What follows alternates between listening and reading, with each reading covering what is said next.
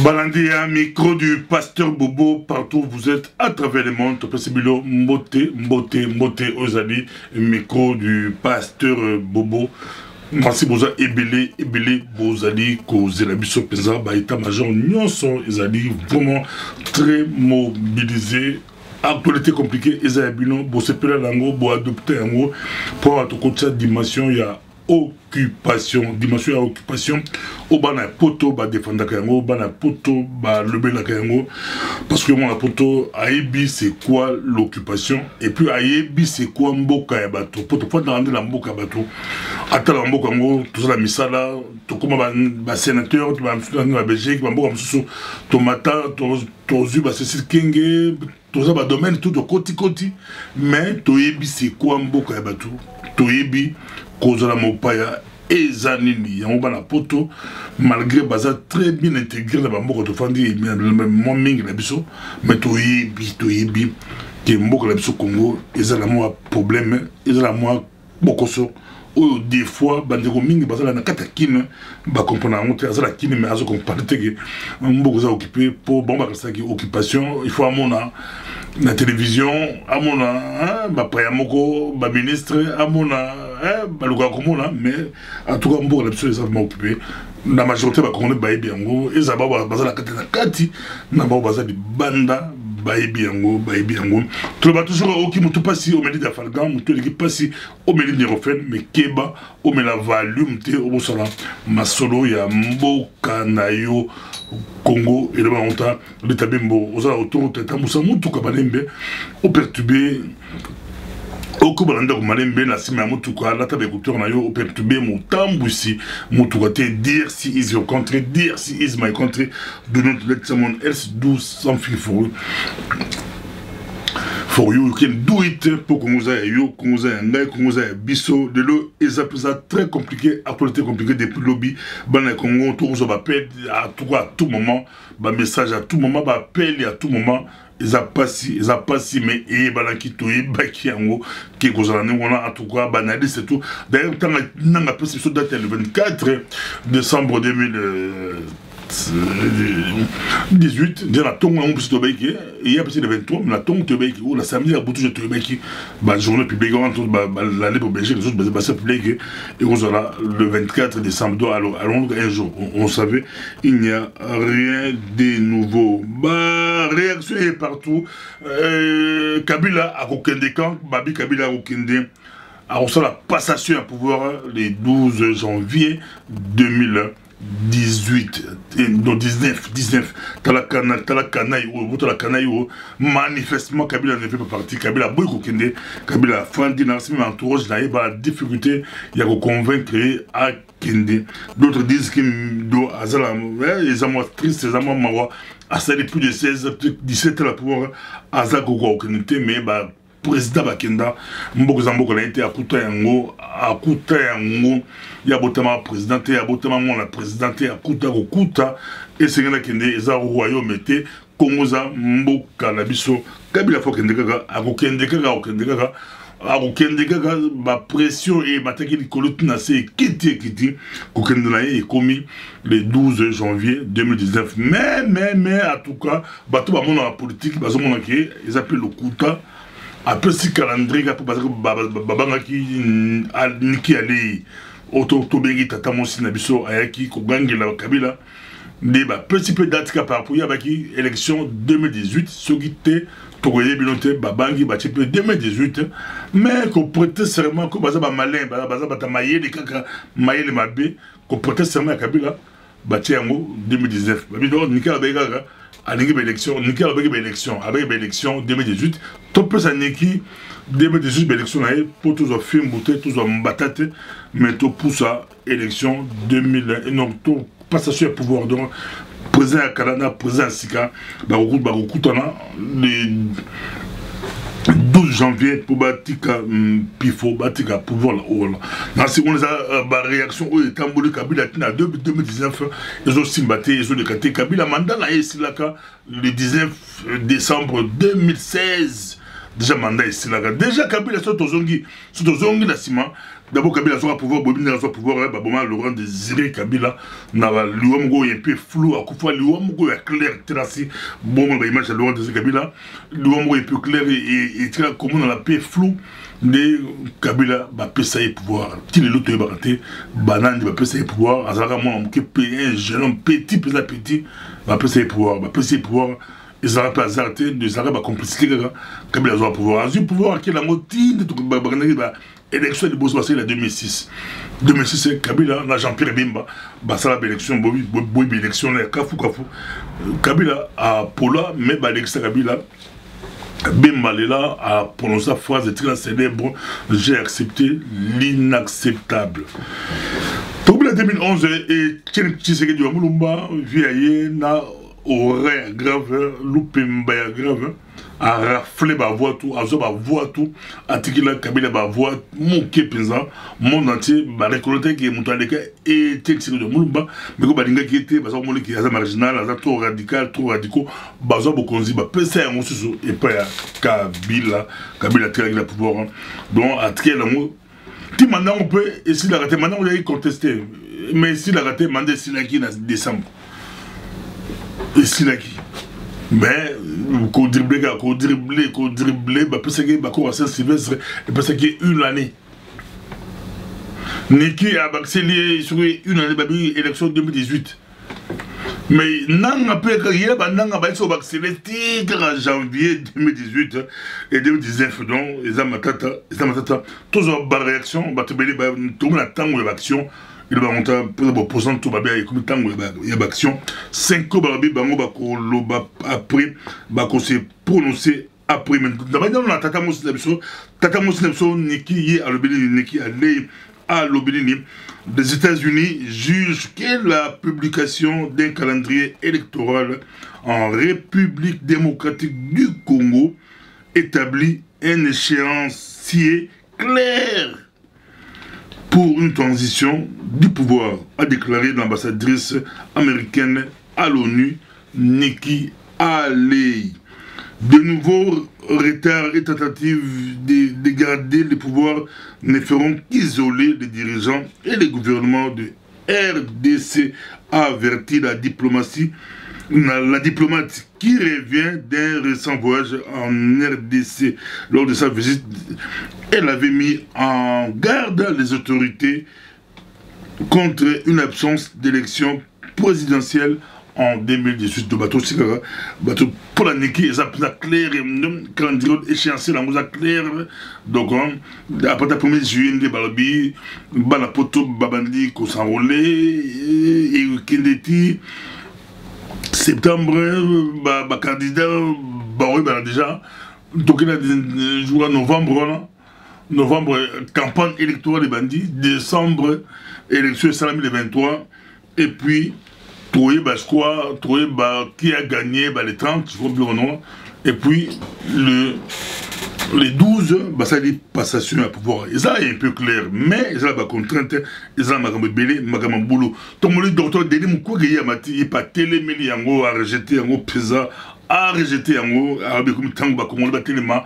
En tout cas, docteur Moukoué, à Boyan, d'abord, pour tout, la majorité de la classe politique, rejeter en haut, dans le Moko, il y a Kosaganate, Félix Tshisekedi a rejeté Piango, a rejeté et la CENI et tout. A boire qui a mon banda Tebi a monté, et vous allez au PC Mamboa Boy. Moïse Katumbi a rejeté ma solo, n'a côté, honoré mandat pour la bango déjà, bango de l'élection, qui vous en est, on a un second début, surtout pour la bango élection de l'Italie, bangoté, qui vous souvenez pour Kabila, à la volonté, il y a gros là-bas, élection, il y a mon et mon ami. Syndicat de Kolo, il y a tous les cas, on tient un peu extrait à syndicat de Kolo, il y a le bi, bon, on peut syndicat de Kolo extrait, mouvement Essili, bon, on est bien extrait.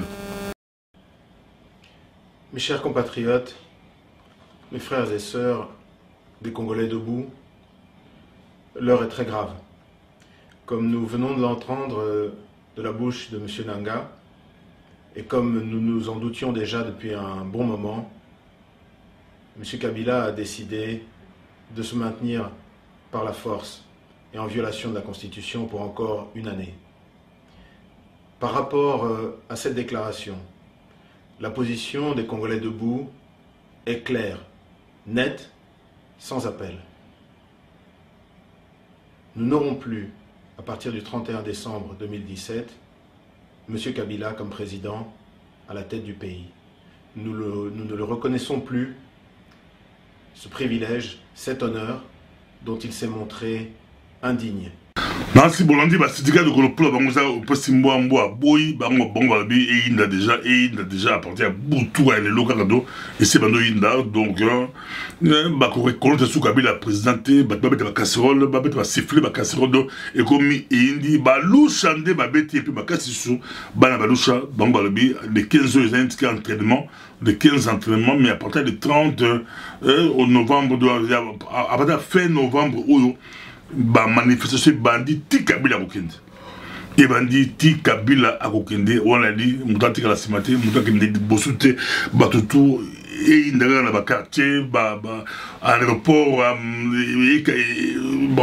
ko bloqué ba aéroport ba côté ba maritime tout ba école santé ba ba ki ba très haut ba lushan est-ce que nous sommes là ko salama et qu'on a n'engni tout ça la biotomoli Amérique à ça se prononcer Kalaté ba belge va se prononcer bon Zelaradja comme oncle Sam à ça se prononcer Kalaté ba britannique d'autres pays vont réagir rapidement et aux années l'opposition a boudé ba mindele surtout mindele bandimi calendrier mais ba au contournango niki alobi bango ba holandela on a onu ba holandela application na donc ba ko travailler na Kabila pour atosa yango atambola makambango eza somo tozali na Patrick Yogo yazali cadre ya FPRB ne luxe tozana président awa boybier Patrick Yogo tout soleil na simgo na actualité to ma en politique na femme politique tozana Patrick Yogo mbote Patrick Yogo.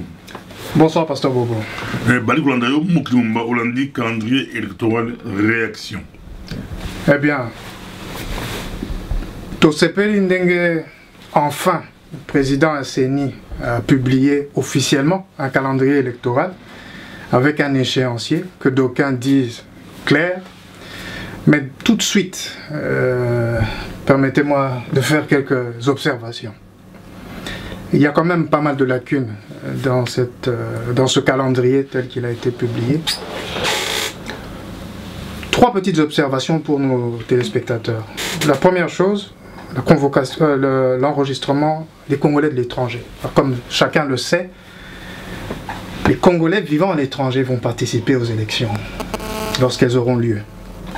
Et on observe que la convocation de l'électorat, du corps électoral, se fera avant que les Congolais de l'étranger ne soient enrôlés. Donc on convoque au mois de juin l'électorat, pendant que c'est seulement à partir du 1er juillet jusqu'au mois de septembre 2018 que vont être enrôlés les Congolais de l'étranger. Incohérence, sauf si ma lecture du document est biaisée. Toujours dans cette question des Congolais de l'étranger. Les Congolais de l'étranger vivent dans des pays qui sont d'habitude organisés, que ce soit dans les Amériques, en Europe, en Asie, où les cartes d'identité existent avec des noms, des adresses. On peut très facilement obtenir et enregistrer ces Congolais vivant à l'étranger en moins de 90 jours, comme le prévoit le calendrier proposé par le président de la CENI. 90 jours pour enregistrer les Congolais de l'étranger. C'est pour moi exagéré. Disons peut-être que dans un souci d'avoir... Toi, 6 millions, Patrick. Mais... 4 millions, 5 millions, c'est libellé. Mais pour la question, on a dit calendrier, au Simbi côté, Congolais de l'étranger. Pour la 2006, ton vote a raté. En 2011, ton vote a raté. C'est bien sûr que tu vas voter pour être président en 2018. Pourquoi pas qu'on s'en pense là, mais Kabila Keigaga. Sur le Kabila a profité de la contrainte que Tokoriko enrôler les Congolais des étrangers, tout pour l'élection 2019, écoute ma tête, Candré, et j'étais bien, tout ça, que faire maintenant, tout ça, la grande majorité, bien au niveau du parti politique, c'est quoi? Tout ça, la majorité du parti politique va rejeter en haut. Ils ont clair, mais la majorité va rejeter en haut. Mais tout ça, tout ça. Alors, il y a une chose qu'il faut que tout le monde puisse se mettre dans la tête. Biso nyonso bana Congo ngongango c'est beta kikala mais lelo to belemi il faut biso banso to teleme to yokana en commençant na ba politique eza ba bazana kati ya parlement o baza libanda ba parlement ba opposant extra parlementaire eza la bato ya majorité. Je crois que le moment est arrivé où la couleur politique n'a plus de sens. Nous avons maintenant un seul objectif, j'allais même dire un seul adversaire. Il faut vaincre l'illégalité, il faut vaincre l'illégitimité, c'est-à-dire soutenir quelqu'un dans l'exercice du pouvoir contre la volonté du peuple. Cela doit cesser. Il est temps que tous les politiciens, je le répète ici, puissent se réunir sous ce socle, sous ce dénominateur commun, aller aux élections le plus rapidement possible et faire en sorte que cette administration qui n'y a que trop duré puisse maintenant prendre fin. C'est tout ce que je pouvais dire à ce sujet. Tout ça, politicien, tout ça, la réaction, on politique est belé.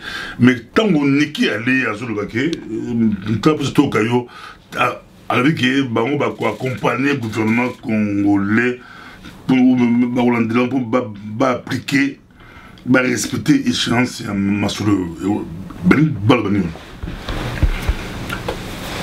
Niki Haley, il faut d'abord recadrer en une minute la chose. Niki Haley, quand elle a fait son tour dans les pays africains, n'était pas venue pour faire en sorte qu'il y ait des élections partout. Elle est là pour réduire les coûts que les États-Unis supportent dans les Nations Unies, dans le maintien de la sécurité et de la paix dans le monde. C'est ça son cheval de bataille. Et la résolution de ce problème passe par des élections apaisées, par exemple en République démocratique du Congo, où les missions des Nations Unies coûtent énormément cher sans résultat probant. Avec l'avènement de Donald Trump, qui coupe dans tout ce qui est dépenses, c'est ainsi qu'elle s'est retrouvée en République démocratique du Congo, en ayant cette épée de Damoclès pendue sur la tête du chef de l'État sortant. Et vous avez vu que, étrangement, très vite, nous avons eu un calendrier qui a été promulgué. Et donc voilà. Maintenant, accompagner les élections, ça a toujours été ce que la communauté internationale a proposé. Il leur fallait un calendrier pour pouvoir accompagner. Maintenant, le calendrier est là, malgré ses déficiences. On va essayer alors d'aller aux élections le plus rapidement possible. Bon. Certainement. Il est plus intéressant économiquement pour eux de mettre, comme vous le dites, de l'argent dans les élections maintenant que de continuer à éteindre des incendies allumés par un même pyromane. Sans fin. Comme un cycle qui ne finit pas. Monsieur, pour ta sortie Kabila, c'est quoi? Kabila, c'est quoi? Alors ça manœuvre à tirer le pouvoir, alors ça comment, alors ça référendum, alors ça ligne, ça serait comment? Kabila, c'est quoi la situation des 12 bye Kabila, ou bien à la marge de manœuvre? Deux choses. La première, nous avons remarqué que la pression de la population par d'abord la sortie du G7 et du rassemblement à l'époque, ça a déjà fait balancer le pouvoir. Aujourd'hui, la population, dans sa qualité de société civile, que ce soit les organisations dont vous parlez, il y en a d'autres qui viennent de se créer en Angola et par-ci, par-là, pour tenir tête et revendiquer le droit fondamental du peuple. Toutes ces associations, toutes ces forces politiques, maintenant vont pouvoir mettre encore plus du poids dans la balance pour permettre que les élections aient lieu, si pas dans le calendrier tel qu'il est là, mais qu'il puisse avoir lieu assez rapidement. Et il n'y a pas d'autre solution. Le président sortant est sortant. Je n'ai pas ici à dire il partira à telle date, nous n'avons pas la force des armes. Non, l'échéance c'est clair, on dit le 12.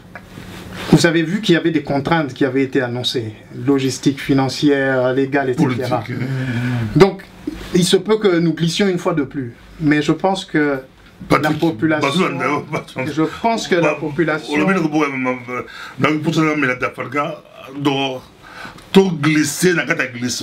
Nous risquons de... deux fois. Nous risquons... Je vous le dis, nous risquons de glisser une fois de plus. Je prends même le pari, si vous le voulez, nous n'aurons pas nos élections présidentielles en 2018. Je prends le pari. C'est enregistré. Nous sommes avec vous. Rendez-vous dans moins d'un an. On va voir. Balandio, Baokio, Ezali Biko du pasteur Bobo, Boel Guadamson, mon climat, tout le monde a écouté tant de mobilisation, tant de grande mobilisation. Bissot, tout ce lancé qui dit une méga manifestation. Samedi, on a Belgique qui vous a réuni, vous aurez une méga manifestation. Tout le monde va Loucha, la Kinshasa, Bango balancé. Et comme tant on va Congolais, Balak Sakeba va Congolais, le Beta Patrick, et comme tant il y a tout dépassé le clivage, et comme tant va Congolais, Babima, ba Congolais, Balak Savoie, la Bango, Niki allé, Yaza américaine, ya lobby, na il y a Donald Trump, mais Congo Zambo a été, Congo Zambo a biso. C'est à nous, bah, Congolais, tout ça là-bas, ceux qui Congolais, bah, mis 1 million de personnes du Banda, Kabila Rozon Asima, Kabila Rozon Asima, tout le monde, n'enga Amérique Nimiango, c'est que Mindele Banimiango, Bango tout Banimiango, la politique, c'est possible que Kabila ait sur le baquet. Vu contrainte politique, moi, bah, pour provoquer rébellion, bah, pour provoquer l'Oguerouya, ou contrainte et un bon Oguerouya financier, donc, et c'est bien qu'on a tout. Et aussi, là, bah, Congolais, bah, là, tout aussi, bah, destin, bah, beaucoup, là, tout le monde dit, bah, leader, bah, non, on a ce que soit dit, aussi, là, bah, tout, bah, où il a été, ça, c'est, il y a, là, ça, manifestation, il y a, offendu, ou annoncer manifestation. Et comme tant, bah, tout, bah, solo, là, bah, tout bas c'est concerté, il y a des angles sur la Congolais. Le manque d'organisation, c'est bien beau de faire des vidéos, de parler, c'est bien beau. Et ça qui toko, mais comme dit Kamboya, organisation, Patrick, organisation, ça fait défaut dans notre communauté. Exactement, organisation, c'est comme pilier, il y a succès à Makamombanso. Ce qui est bon, c'est comme c'est organiser. Cause organiser là qu'ici, motona sika na yazana fonction moko et ça tendre vers un seul et même objectif. Alors, ils ont la parti politique, ils ont la association, ils ont la simple citoyen, même oyo c'est péni na mboka na biso Congo na ba congolais, bango nyonso faut ba yokana ba s'organiser. La question est maintenant de se dépasser, chacun à son niveau, en commençant par les politiciens, pour aller vers cet objectif commun. Aujourd'hui, nous n'avons plus qu'un seul objectif, nous n'avons plus qu'un seul adversaire.